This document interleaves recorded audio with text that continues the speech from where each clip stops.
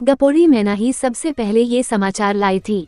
शीघ्र ही उसकी फैलाई खबर जंगल के सभी पशु पक्षी के कानों तक पहुंच गई। बड़ा ही भयानक समाचार था। समाचार मिलते ही सब जंगल के सबसे ऊंचे पेड़ वृक्षराज की ओर भागे। सभी जानवर वृक्षराज के आसपास इकट्ठे हो गए।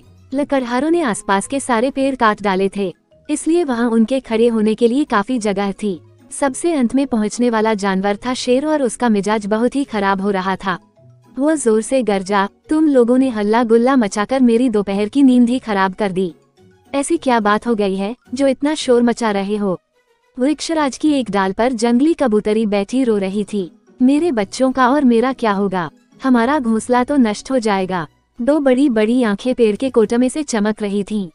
और मेरे छोटे छोटे बच्चे, उनका क्या होगा? उल्लू ने पूछा। गिलहरियों का एक परिवार पेड़ की ऊंची डालियों पर रहता था। वे सर सर करके नीचे उतर आईं।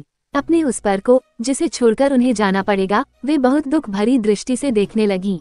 शेर गरजा, उसकी पूंछ में किसी ने काटा था। ये थी चींटी रानी, जो अपने परिवार को वृक्षराज से दूर ले जा रही थी। ओ मुटल्ले बिल्ले, हटो मेरे रास्ते से, वो अपनी तीखी आवाज में चिल्लाई। हमें अपने लिए नया घर खोजना पड़ेगा। अब हम सब कहाँ जाएं?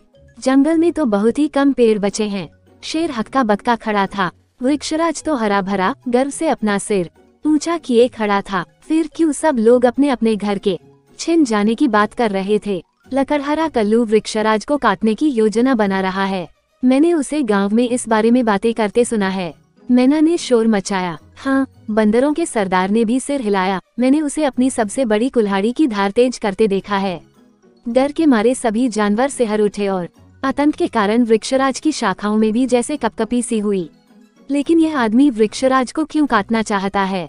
बड़ी बड़ी आंखों वाले एक मृगशावक ने पूछा। क्या वह नहीं जानता कि हमें वृक्ष की कितनी आवश्यकता है? हाथी ने अपनी खुजलाती पीठ को पेड़ के तने से रगड़ते हुए कहा, अगर उसने वृक्षराज को काट दिया तो मैं अपनी पीठ किस पर रहूंगा? परंतु लकड़हारा तुम्हारे घर के या इन सब बातों के बारे में क्यों सोचेगा? वो तो पेड़ काटकर उसकी लकड़ी बेच देगा।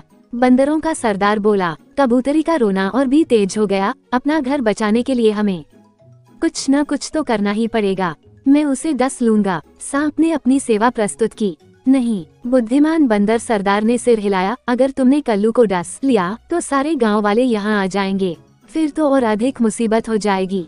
मैंने एक तरकीब सोची है। मोर बोला। हम ऐसा करें कि पूरे पेड़ पर फल फूल टांग दें। शायद इससे लकड़हारा समझ पाए कि हम क्या कहने की कोशिश कर रहे हैं और फिर वृक्षराज को न काटे। जानवरों ने मोर की तरकीब के बारे में खूब सोच विचार किया। फिर शेर ने भी कहा, चलो कोशिश करके देखें कि क्या होता है। जंगल के सभी प्राणी बहुत उत्साह से काम में जुट गए। समय बहुत कम था और काम काफी करना था। अगले दिन सुबह लकड़हारा कल्लू जब वहां आया तो आश्चर्य से आंखें मलने लगा। उसकी नन्ही बेटी, जो उसका भोजन लेकर साथ आई थी, खुशी से चिल्ला पड़ी, आहा, कितना सुंदर पेड़ है। पिताजी कृपा करके इसे मत काटो, उसने अनुरोध किया। वृक्षराज उनके सामने था, परंतु अब वो किसी जादुई पेड़ के समान दिखाई दे रहा था।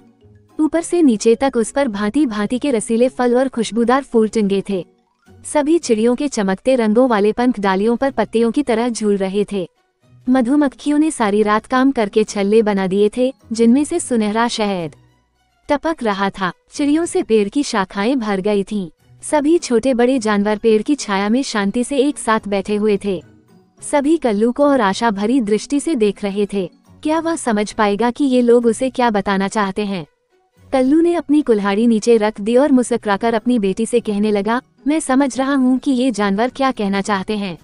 चल बिटिया, इन गिरी हुई टहनियों को उठाने में मेरी सहायता कर। मैं इन्हीं को बेचकर गुजारा कर लूंगा। आज से मैं किसी भी हरे भरे पेड़ को कभी नहीं काटूंगा। ये बहुत सुंदर और उपयोगी हैं।